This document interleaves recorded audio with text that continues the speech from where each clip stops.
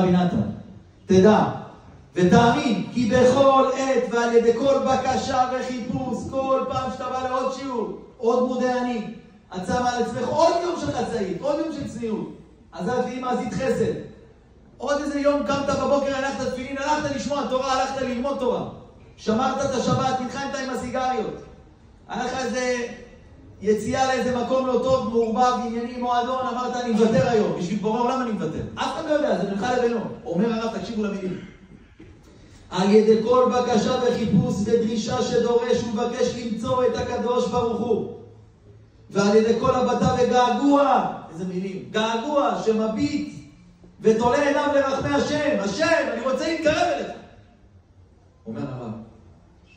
על ידי זה זוכה בכל פעם לשפר חומות ברזל ודלתות נחושת בינו לבין הקדוש ברוך הוא. אתה מפיל את כל החומות שיש בעולם בינך לבין בורא. הרי כל לשון הרע שאדם מדבר חומה. חילול שבת חומה. הלכה לא צנוע חומה. אז כל התפילות נתקעות. אבל כשיש תפילה אמיתית מהלב, אני לא מוכן. אתה צודק, אני גנבתי גביע, גנבתי, אני גנב. אבל אני רוצה להתקרב אליך, מה אני אעשה? אומר לעשות אמת, הוא גנב, יכול באמת, הם חשבו שבנימין גנב. האחים חשבו שבנימין גנב, הם לא הבינו ששמו להם שם איזה, ככה עשו להם איזה כיפה אדומה.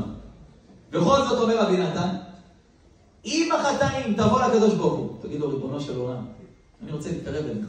ואז מה קורה? אתה מתחיל להפיל את החומות.